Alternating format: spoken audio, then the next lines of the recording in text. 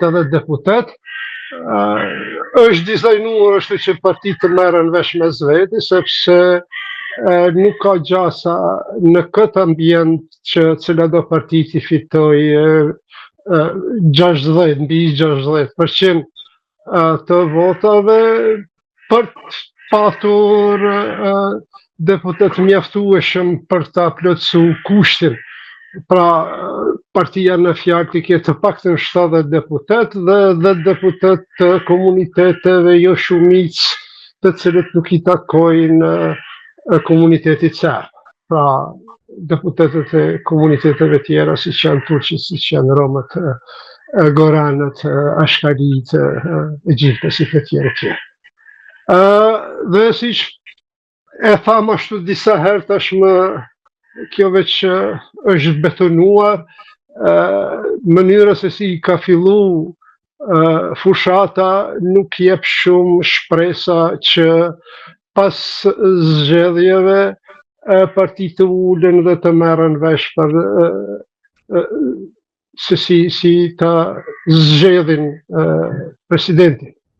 Gjasat që do njëra parti që fitoj mbi 60% ashtu si që po aludohet disa për vetëvendosjen, dyshoj shumë që do të arrijet ajo për shumë arsye, s'pari në aspektin matematikor nuk ka brum si që them ashtu të përdori, sepse edhe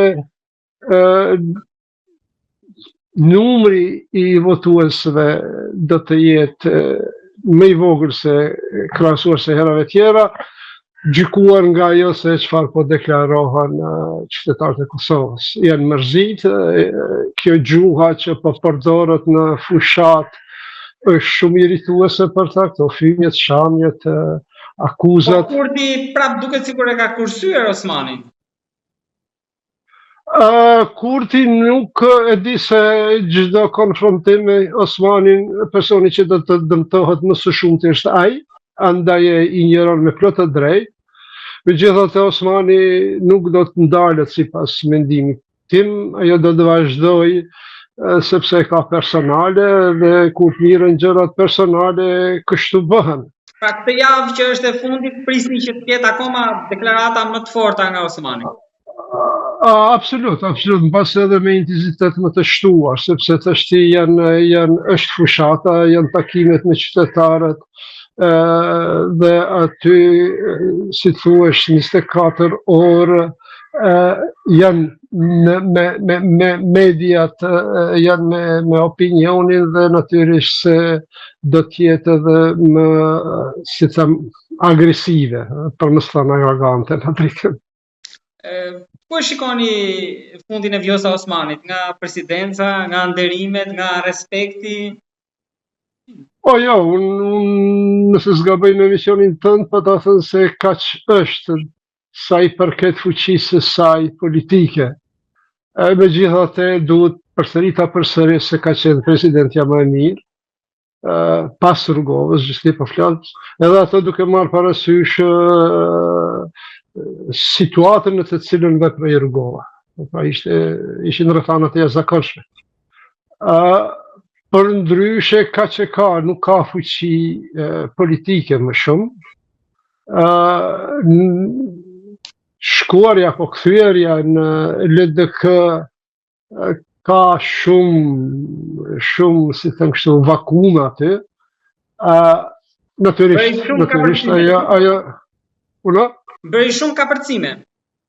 Ashtu pati shumë fjalë, edhe shumë fjalë të panevojshme janë përdor kur u nda nga LDK-ja, prandaj ka shumë hatërmbajtje aty dhe nga vetë struktura e LDK-s. Megjithatë ajo do të zgjedhet. Më shumë I përçarë se sa I bashkoi.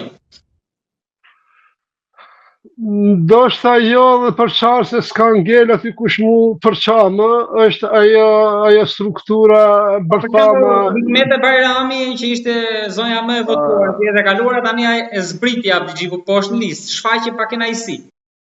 Po dakor, pak kënaqësi po jo përçarje. Zonja Hikmete është në politikë një kohë të gjatë dhe besoj se është mësu si ta menaxhoj inatin. Kështu që nuk pres diçka nga ajo, diçka të kështu që vlen të cekat. Megjithatë, unë pres qofsha i gabuar, pres që ky votim i 7 qershorit të jetë të shumtën nga strukturat e partive, nga tifozët, sepse është një grup i çuditshëm, i veçantë në Kosovë, janë tifozët e partive, nuk kanë kurfar interesin ndaj partive, nuk janë pjesë e strukturave të partive, por bëjnë tifo, sidomos në rrjetet sociale janë kështu shumë të zëshëm. Arsyet janë të ndryshme, pse zgjedhin klubin, sepse i trajtojnë si klubet futbollit, parti në fjalë dhe bëjnë tifozllëk. Ashtu. Pra dhe ata do votojnë, por qytetarët e cilët nuk kanë interes të drejt për drejt, nuk janë pjesë të strukturave, që politikën e shikojnë më shtruar, një numër shumë i madh i tyre nuk do të votojnë, sepse me këtë diskurs kanë siç po thonë edhe vetë ata, s'kem konta